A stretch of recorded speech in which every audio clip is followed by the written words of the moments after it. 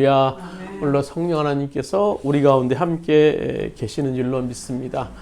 오늘 우리가 읽은 이 디모데 후서는 바울 사도가 디모데라는 제자에게 보낸 편지의 내용이에요. 근데 이 바울의 서신서 가운데 마지막 서신서이고 또 4장은 마지막 서신서 가운데 바울의 죽음을 예고하면서 쓰여진 내용이에요.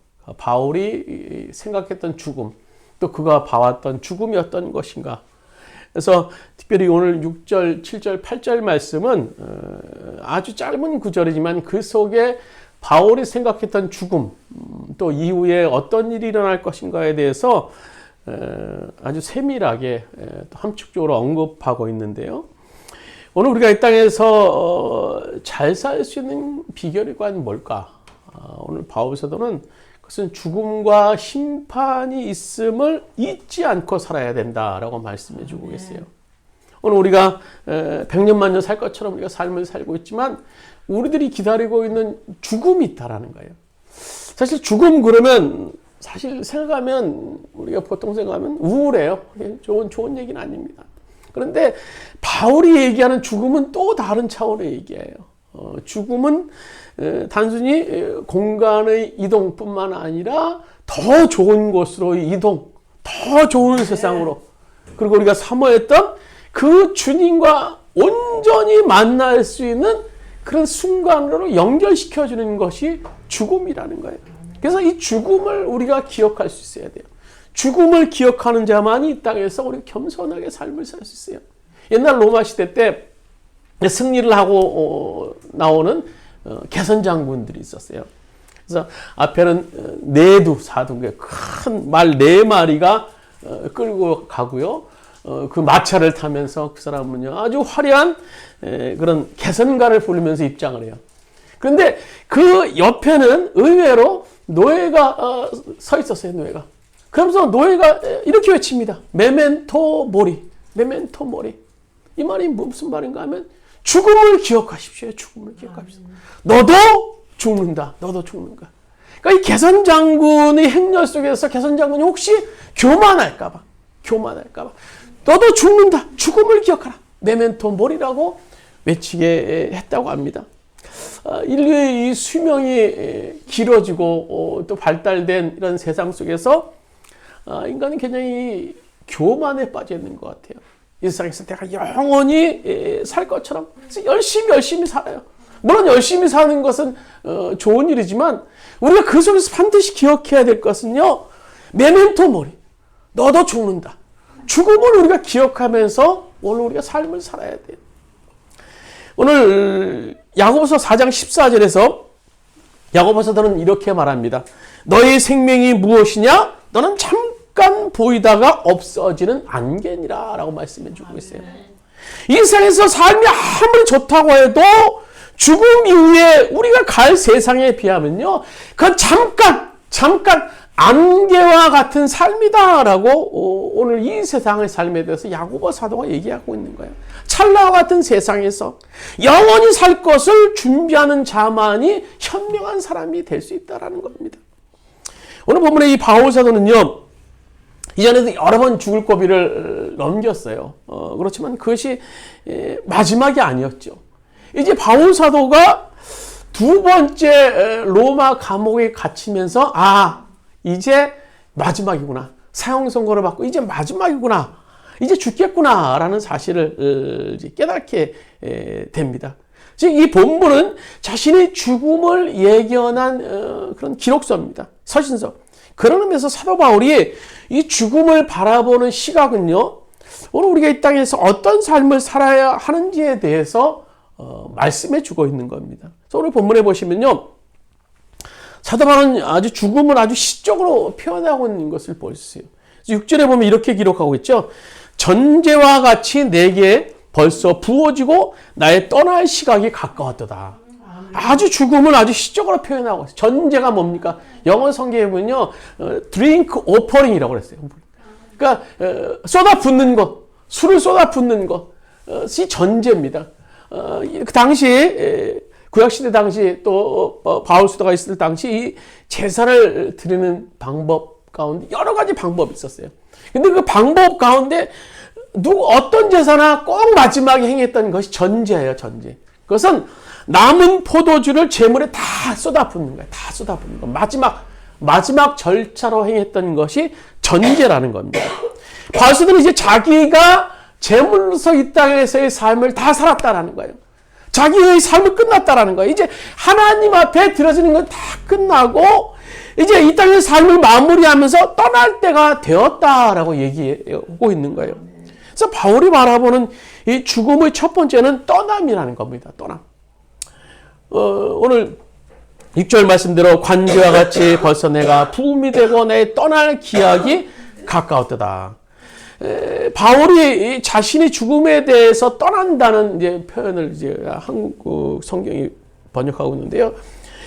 죽음이란 뭡니까? 쉽게 말하면 떠나는 거예요. 떠나는 거. 공간적으로 이 세상에서 떠나는 거.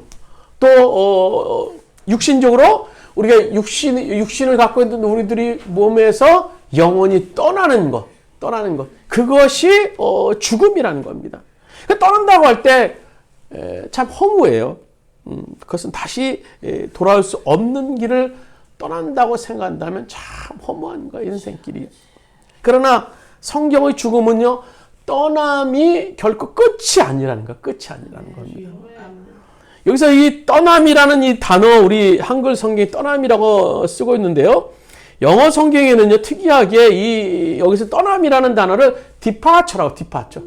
출발. 그러니까 우리가 공항에 가서 보면요. departure 있고 arrive도 있어요.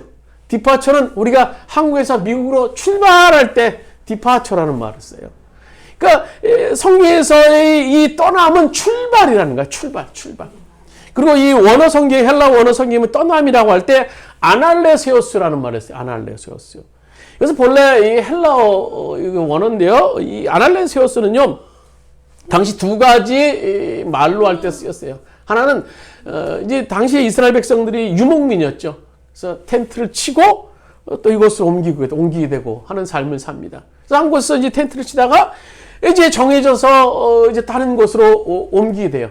그때 묶어놓던 많은 텐트줄을 푼다라는 의미로 아날레시오스라는 말을 씁니다. 또 하나는요, 배가 항구에 묶여 있을 때, 이제 배가 떠나야 될 때, 묶어있던 닷줄을 풀 때 아날레시오스라는 그런 의미를 씁니다. 오늘 바울 사도가 나의 떠날 기약, 이 떠날 기약이라고 해 떠난다라는 것은요, 단순히 마지막 끝이 아니라 새로운 것을 향해서 출발한다라는 것, 새로운 것을 향해서 출발한다는 의미로 오늘 떠남이라는, 오늘 아날레에서 디파처라는 단어를 여기서 쓴 것을 우리가 볼 수 있어요. 그런 의미에서 죽음은요, 결코 소멸, 끝이 아니라는 겁니다. 아멘. 여기서 우리는요, 죽음에 대한 소망을 발견할 수 있어야 돼요. 여러분, 어릴 때 우리가 소풍 가기 전날 얼마나 두근두근 됩니까? 흥분을 하죠. 이제 내가 소풍 가야 될 그 장소, 또 어떤 것일까? 어떤 또 새로운 것이 기다리고 있을까? 또 내일은 또 맛있는 또 김밥을 또 먹을 수 있고, 또 평소에 못 먹었던 과자, 음료수도 먹을 수 있고, 재미난 일이 있을 거야. 이런 기쁨에 어떤 기대가 가득 차 있어요. 또 어른이 돼서는 또 새로운 어떤 여행지, 미지의 장소로 또 여행할 때 그런 또 두근두근 거린 그런 가벼운 흥분들이 우리를 들뜨게 만듭니다. 이것이 바로 믿는 자들의 죽음을 기다리는 모습이어야 돼요. 아멘. 모습. 유명한 우리 독일의 신학자 가운데 본헤퍼라는 목사님이 계세요. 아주 유명하신 분인데요. 그분이 이제 반나치 운동을 하시다가 감옥에 gat히게 됩니다. 그리고 끝내 사형 선고를 받게 돼요. 어느 날 갑자기 간수가 몇 번 죄수 나와 본헤퍼 목사님을 불러요. 이제 사형 언도를 받은 목사님은 직감해요. 이제 내가 사형장으로 끌려가는구나. 끌려가는 그 사형장에 수많은 죄수들이 그 환경을 목격합니다. 그 속에서 본헤퍼 목사님은 이런 유명한 말을 합니다. 친구 여러분, 이제 저는 새로운 여행이 시작됩니다. 아멘. 지금 이것은 결코 저의 마지막이 아닙니다. 저는 새로운 여행을 위해서 지금 출발합니다. 아멘. 출발합니다. 죽음 앞에서 얼마나 당당한 고백입니까? 성경에서 말씀하고 있는 죽음은 바로 그런 거예요. 죽음은 끝이 아니라 떠남. 어떤 것, 새로운 것으로 떠남. 어떤 새로운 더 나은 것으로의 떠남이라는 거예요. 또 오늘 바울 사도가 말하는 죽음은 어떤 것? 만남이라는 겁니다. 만남. 떠남이 없고 만남이에요. 우리가 죽음을 두려워하는 이유가 어디 있습니까? 죽는 순간 고통이 우리들에게 몰려올 것에 대한 죽음에 대해서 두려워할 수도 있을 것이고요.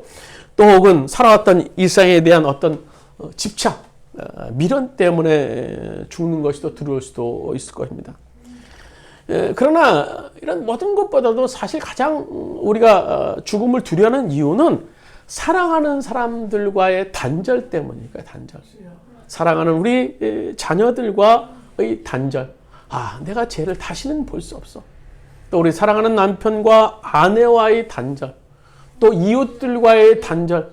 어떤 것들과 이 어떤 사람들과의 단절 만날 수 없다라는 생각 때문에 사실 죽음이 우리들에게 두려움일 수 있어요. 죽음은 일상에서 떠나가는 것과 아울러서 우리의 사랑하는 사람들과의 떠나는 시간이기 때문에 사실 두려워요. 2014년 4월 16일 기억하실지 모르겠는데 이제 세월호 사건이 있었던 날이에요. 4월달 되면 어느새 10주년이 이제 시간이 흐르는데요. 당시 사람들이 실종자들이 가족과 그리고 친구들과 나눈 그런 마지막 또 말과 메시지가 이제 세월호 사건이 난 후에 1년, 2년 뒤에 이제 다시 복원이 됐는데요. 그들이 전했던 휴대폰에서 메시지나 이런 통화 내역들이 이제 복원됐는데요. 그 당시 내용들을 보면요, 기억하실지 모르겠는데 참 슬픈 내용들이에요. 사랑한다. 그 메시지 내용들을 결국 보면요, 엄마 사랑해, 아빠 사랑해, 누나, 언니, 형, 사랑해, 또 친구 사랑해, 선생님 사랑해 하는 메시지들이 거의 전부를 잃었던 것을 보게 됩니다. 이것은요, 죽음을 앞둔 이들이 사랑하는 사람으로부터의 단절이 얼마나 아픔이었는지, 두려움이었는지 볼 수 있는 사건일 수 있습니다. 미국에서 9.11 테러가 2001년에 있었죠. 마찬가지로 휴대폰을 통해서 이제 최후의 메시지들이 전파됐는데요. 당시 안타까운 사연 중에 이런 실제 얘기가 있습니다. 뉴욕의 어느 한 교인이 이제 쌍둥이 빌딩, 월드 트레이드 센터의 그 빌딩이 무너지는 그 순간 죽음을 예고했어요. 그리고 1차 폭발 후에 그 순간 죽음을 예고하면서 전화를 걸었어요. 2001년도에 휴대폰이 그렇게 대중화되지 않았을 당시였기 때문에 집에 전화를 걸었어요. 근데 집에 받는 사람이 없어요. 그러니까 순간적으로도 교회에 전화를 걸었습니다. 마치 부목사님이 그 전화를 받게 됩니다. 그리고 그 부목사님에게 말합니다. 목사님, 저 죽을 것 같아요. 저희 식구들에게 전해주세요. 제가 정말 사랑했다고. 그리고 성도들에게 전해주세요. 정말 고마웠다고, 사랑했다고 전해주세요. 그러나 저는 천국의 소망을 가지고 떠난다. 우리 천국에서 다시 만날 것입니다. 꼭 전해주세요. 하고 이제 전화가 끊겨졌다고 합니다. 그렇습니다. 사람들에게 있어서 죽음은요, 슬픔이지만 이것은요, 결코 마지막이 아니라는 거예요. 왜냐하면 우리는 다시 만남을 약속할 수 있기 때문이에요. 오늘 바울사들이 8절에서 바울사가 말하는 것이 그거예요. 이제 후로는 나를 위해 의의 면류관이 예비되었는데 내가 마지막 날 갈 것인데, 하반절에는 내게만 아니라 주의 나타나심을 사모하는 모든 자에게 마지막 주님 앞에 설 날이 있다라는 겁니다. 죽음이 마지막 앞에 기다리고 있다라는 거예요. 오늘 사랑하는 사람들과의 만남, 그리고 더불어 우리가 그토록 갈망했던 주님과의 만남이 있는 것이 죽음이라는 거예요. 죽음 이후에. 그래서 오늘 바울사도가 빌립보서 1장 23절에 이렇게 고백하고 있죠. 우리 주보에 있는 말씀 한번, 빌립보서 1장 23절 말씀 같이 한번 읽도록 하겠습니다. 내가 그 둘 사이에 끼었으니 떠나서 그리스도와 함께 있을 욕망을 가진 이것이 더욱 좋으니라. 바울이 이렇게 이 죽음 이후의 세계에 대해서 그런 자신 있게 얘기해요. 내가 주님 앞에 서는 것, 내가 두 사이에, 죽음과 삶 사이에 꼈는데 나는 차라리 죽어서 하나님 예수님의 얼굴을 보는 것이 더 좋다라고 얘기를 하고 있는 거예요. 왜 사도 바울이 그렇게 자신 있게 얘기할 수 있었겠습니까? 그는요, 하늘나라에 올라가 본 사람이에요. 천국에 갔다 와본 사람, 삼층천에 갔다 온 사람이에요. 고린도서 13장 4절에 보면 그 사실을 얘기하고 있죠. 이 사람이 낙원에 이끌려 올라가서 말로 표현할 수도 없고, 또 사람을 향해서 안 되는 말씀을 들었다. 바울사도는요, 하늘에 올라가서 하나님도 배웠고 그 삼층천에서 천국을 목격한 사람이에요. 그 천국이 얼마나 좋은지를 알았기 때문에, 경험했기 때문에, 그래서 그리스도와 함께 있을 욕망, 그 마음이 너무너무나 더 좋다라고 고백할 수 있었던 것입니다. 물론 우리가 이 세상 살아가는 동안에 날마다 그리스도의 임재를 경험하며 삽니다. 함께 하시는 주님을 경험해요. 그러나 이것은요, 완전한 주님의 경험이 아니라고 오늘 성경은 말씀해 주고 있어요. 우리 고린도전서 13장 12절은 이렇게 말씀해 주고 계시죠. 우리 주보에 있는 말씀 보시겠습니다. 우리가 지금은 거울로 보는 것 같이 희미하나 그때 얼굴과 얼굴을 대하여 볼 것이요. 지금은 내가 부분적으로 아나 그때는 주께서 나를 아신 것 같이 내가 온전히 알리라. 지금 우리가 경험하는 주님은 희미한 부분적인 경험, 아직 완전한 경험은 아니에요. 그런데 우리가 죽음 이후에 정말 주님을 통해서 주님 앞에 서는 날, 주님의 얼굴과 얼굴을 마주하는 그 순간 우리는 완전한 주님을 경험할 수 있게 되는 거예요. 아멘. 그것이 바로 성도가 죽음 이후에 가질 수 있는 만남이에요. 우리가 부른 찬양도 있죠. 주님을 생각만 해도 이렇게 좋거든 주 얼굴 배울 때에야 얼마나 좋으랴. 우리가 주님을 생각만 해도 참 기쁜데요. 우리가 주님의 얼굴을 볼 수 있다, 만날 수 있다. 그거 얼마나 기쁜 일이겠습니까? 천국에서 우리가 찬양하며 사모했던 그 주님뿐만 아니라 주 안에 살았던 모든 사람들을 다시 만나게 되는 것. 그것이 기쁨일 수 있는 겁니다. 미국에 믿음이 좋은 장로님 한 분이 계셨어요. 근데 이제 임종을 앞두고 자녀들에게 마지막 인사를 합니다. 4명의 자녀들에게 이제 인사를 해요. 3명의 자녀들에게는 우리 다시 만나자. 천국에서 만나자. See you again in heaven. 우리 하늘나라에서 만나자. 이렇게 인사를 해요. 근데 한 명의 아들에게는요, goodbye, bye 하고 인사를 마치는 거예요. 그래서 그 아들이 섭섭했어요. 아니, 왜 3명한테는, 우리 형 누나들한테는 왜 다시 만나자고 얘기하는데, 나한테는 왜 아버지 왜 바이바이라고 얘기하는 거예요? 아버지, 저는 섭섭해요. 왜 저한테는 왜 그렇게 인사하는 겁니까? 그래서 아버지가 대답합니다. 얘야, 너는 아직 예수 그리스도를 영접하지 않지 않았느냐?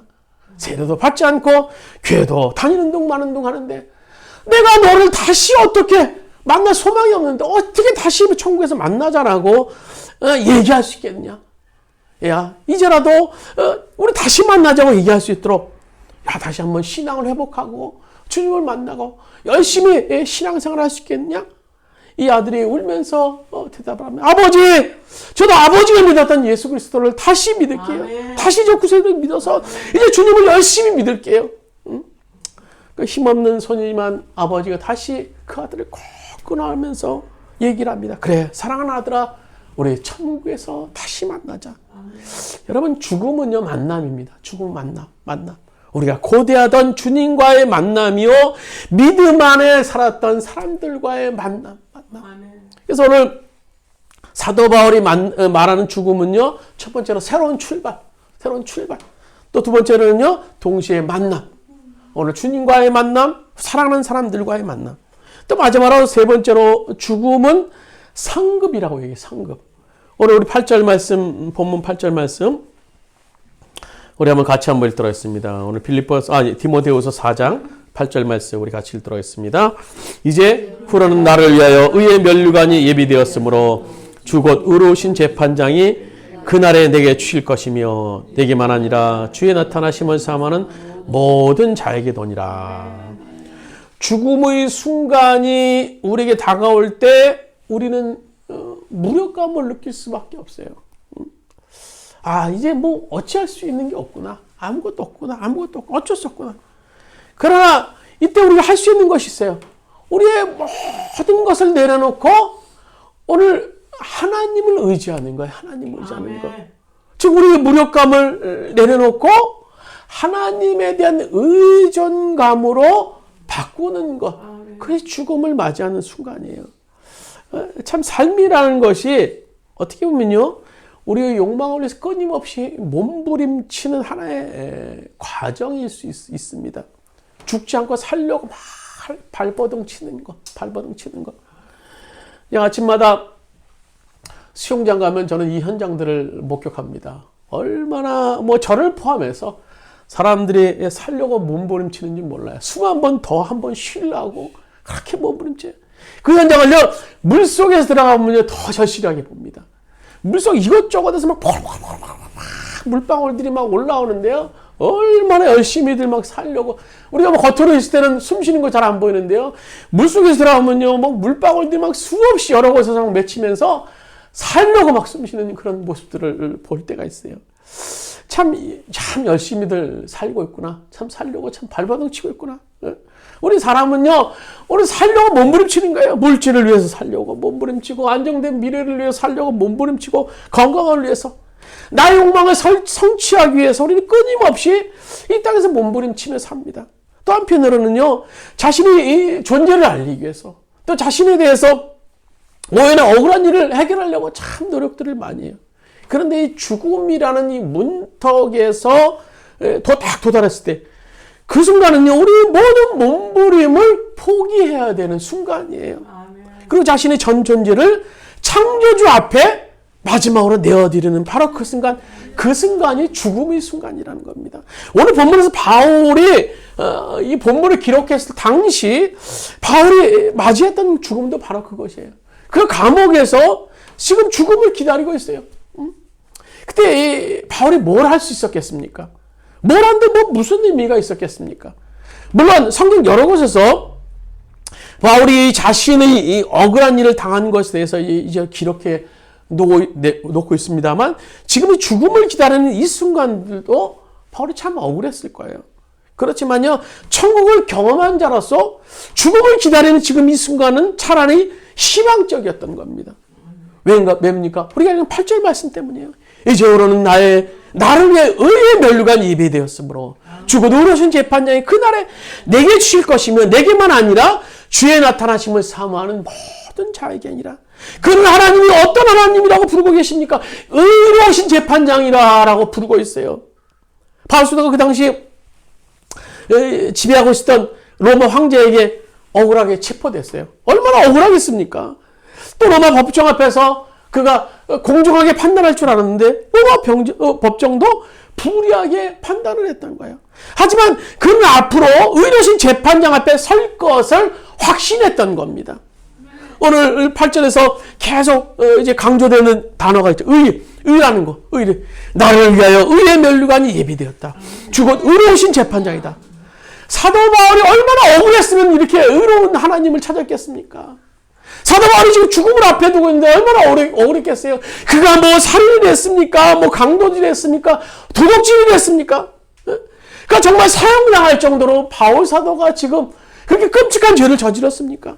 그는 그동안 세상의 불의한 판단으로 불의한 대접을 받으며 삶을 살았어요. 그러나 이 마지막 순간 바울은요, 자기를 정당하게 판단해 주실 의로우신 하나님을 바라보게 되는 거예요. 그 하나님은 자신을 오히려 의의 면류관, 상 주실 분으로 오늘 기대하고 있었던 겁니다. 우리 일생에 살면서 때때로 자신의 존재도 몰라주고 때로는 억울한 오해를 당할 때가 종종 있어요. 그래서 가까운 가족이나 친구들이 억울하게 오해를 당할 때가 있어요. 자식들에게도 아유, 내가 너를 어떻게 키웠는데 네가 나에게 그런 말을 할 수 있느냐. 또 사랑하는 남편과 아내에게도 내가 당신을 얼마나 사랑했는데 당신이 그런 말을 할 수 있어. 또 친구에 대해서도 오해다는 그런 말을 가질 때가 있습니다. 오늘 의로우신 재판장이신 주님이 다 판단하시오. 위로뿐만 아니라 선한 싸움을 싸운 자에게 오히려 의의 면류관을 주신다라고 예수님께서 말씀해 주고 계시는 거예요. 그래서 바울에게 있어서 죽음은 뭡니까? 상급이었다라는 겁니다. 죽음은 상급. 오늘 내 삶이 억울하고 내 삶이 원통하고 내 삶이 이 땅에 누리는 것이 없었지만 그 죽음은 하나님께서 의로우신 하나님께서 판단하실 상급의 순간이다라고 바울 사도는 얘기했던 겁니다. 말씀을 맺도록 하겠습니다. 그러면서 바울 사도는 지금 우리의 남은 생애를 어떻게 살아야 할지에 대해서 오늘 7절에 말씀해 주고 계세요. 7절 말씀 우리 한번 같이 한번 읽도록 7절 말씀입니다. 나는 선한 싸움을 싸우고 나의 달려갈 길을 마치고 믿음을 지켰으니 이것이 오늘 남아있는 우리의 생애의 모습이 되어야 되는 겁니다. 남은 자들이 이렇게 살아야 된다는 거예요. 오늘 하나님께서 하루하루 우리에게 주신 그 날들은요, 사실 우리의 날들이 아니라는 거예요. 우리 날들이 아니에요. 하나님께서 우리에게 덤으로 주신 날이에요. 덤으로 주신 날. 그분이 주신 거예요. 그분이 주신 거. 그렇다고 우리가 쾌락을 위해서, 우리의 악한 일을 위해서 삶을 살아야 하는 것이 아니라 덤으로 주신 그분을 위해서 주어진 시간들이기 때문에 그분을 위해 살아야 되는 거예요. 우리가 영원히 가야 될 그것을 준비하는 삶을 살라라는 겁니다. 그것에서의 시간들을 준비하기 위해서 지금 주어진 시간들, 우리에게 지금 남은 시간들이 될 수 있는 겁니다. 어떻게 준비해야 됩니까? 우리 구체적으로 말씀해 주고 계시죠. 7절에서 선한 싸움을 싸우라라고. 선한 싸움. 그것은 우리 생존을 위해서 이 땅에서 싸우라 그런 말이 아니라 하나님 나라의 복음을 위해서 이 땅에서 싸우라는 거예요. 이 땅에 싸우라는 거예요. 오늘 바울은 선한 싸움, 즉 복음을 위해서 마지막까지 싸우면서 그의 믿음을 지켰다라고 고백하고 있었던 겁니다. 이것은 죽음을 기억하는 자만이 할 수 있는 싸움, 선한 싸움이 될 수 있는 겁니다. 의로우신 재판장이신 하나님 앞에 설 것을 기억하는 자만이 싸울 수 있는 싸움이 되는 겁니다.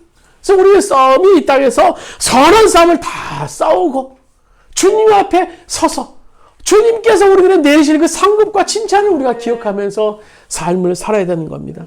아무쪼록 우리는 이 땅에서 우리의 이 남은 그 시간들을 생각하면서 우리가 죽음을 기억해야 됩니다. 모멘토 모리. 죽음을 기억합시다. 우리 다 같이 기도드리시겠습니다.